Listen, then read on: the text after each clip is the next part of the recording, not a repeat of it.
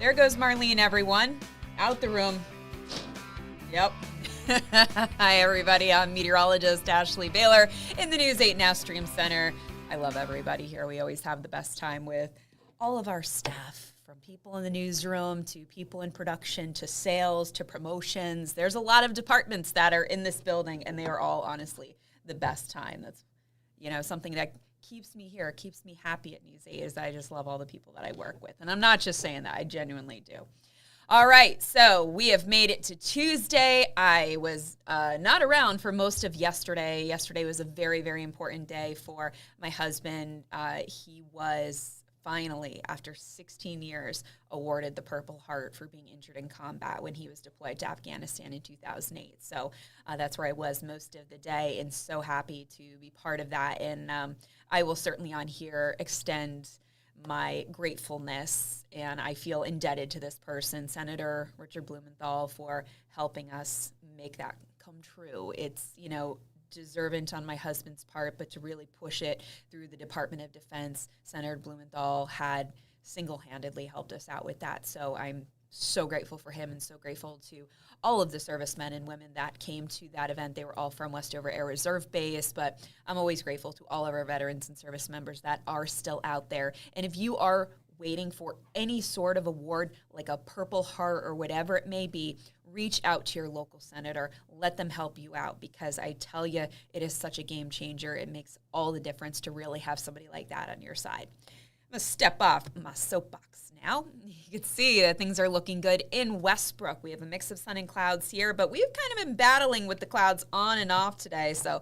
let's check out what's going on here. Here's a look at our satellite and radar composite, where you can see these puffy clouds across most of the state and the occasional flicker of blue. So if you were out today and you saw a couple of snowflakes flying, I'm not super surprised by that, but they certainly did not coat the ground. And for the most part, it really hasn't felt too bad outside, especially closer to the shoreline. So maybe I say that as somebody in New Haven, where it is 44 degrees. You start to get inland, Waterbury down to 36, 37 in Hartford. And I say down because earlier those numbers were in the 40s. So this northwest wind really picking up and drawing in that colder air. You can see the winds are sustained anywhere between 16 all the way up to 29 miles per hour. Gusts are upwards of 44 now in New London. You're feeling it out there in the Whaling City. We have 41 mile per hour gusts in Hartford, 36 in Meriden, 36 in Willimantic. So, of course, that's driving those wind chill numbers down into the 20s and 30s. So, in some aspects, it's a pleasant afternoon, at least here in New Haven. You go farther inland or that wind really picks up, and it's not so pleasant anymore. And here's a look at our hour by hour. As we head through the overnight hours, we will have a few clouds. And as the wind kind of backs off, that could allow for some areas of fog to develop by tomorrow morning. Now, it's really going to be tricky about tomorrow morning. Anything that melted today, the snow or the slush that melted, will freeze overnight. And since we're also watching out for some fog with temperatures dipping into the teens, that's going to leave us open for the possibility of freezing fog. So I would be concerned with some icy spots on the road tomorrow morning, something to keep in the back of your mind. But overall, high pressure will have control tomorrow, so that'll deliver us lots of sunshine for your Wednesday with temperatures in the upper 20s to low 30s. Now, as we go through tomorrow night, watch as those clouds fill in. Here comes our next storm system. I know, it doesn't look super menacing for your morning commute on Thursday, and that's because I think the morning commute shouldn't be too bad unless the timing of this shifts up a little bit. But here's the thing. Shortly after commute time, so you get between about 7 to 9 o'clock, and look how quickly that snow is going to fill in. And we're not just going to be dealing with snow across the state. Look at those shades of purple that mix in. So that means the snow could also mix with sleet, could also mix with some freezing rain. And here we are at noon. Of course, you can see that little bit of purple along the shoreline, possibly even all rain down towards Stamford and Greenwich. But the farther inland you go, that's where the colder temperatures will be. That's where it's likely going to be a mostly snow event. So this is not going to leave much on the ground. This is a fairly quick mover, so it'll only be snowing from, say, about 7 o'clock in the morning to 1 or 2 o'clock in the afternoon, maybe a couple stragglers behind that. So this is not an all-day event. It just simply doesn't have the time to drop a lot of snow on us. So I would say getting closer to the shoreline, you may only pick up about an inch, inch and a half. But you get farther inland, that's where you could be looking at 2, 3, 4 inches. So, of course, most important question. Are the kids going to have school on Thursday? I would say probably not, but luckily that decision is not up to me. The last thing I need to do is make a bunch of kids upset. Now, of course, this updated as I went on here. Originally, we were just seeing a winter weather advisory for Hartford, Tolland, and Windham County. You can see that it's now been extended through most of Fairfield, New Haven, Middlesex, and New London County. Litchfield is technically part of the National Weather Service office in Albany, so Albany just needs to come to the party and go ahead and issue that winter weather advisory.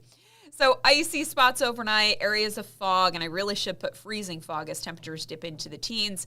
And then tomorrow, brighter but colder. Temperatures will be in the upper 20s to low 30s, although our wind chills are there, so it may not really feel much different. So here's a look at your 8-day shoreline forecast where we will have that snow to a wintry mix on Thursday. Things are looking brighter on Friday with highs in the low 40s.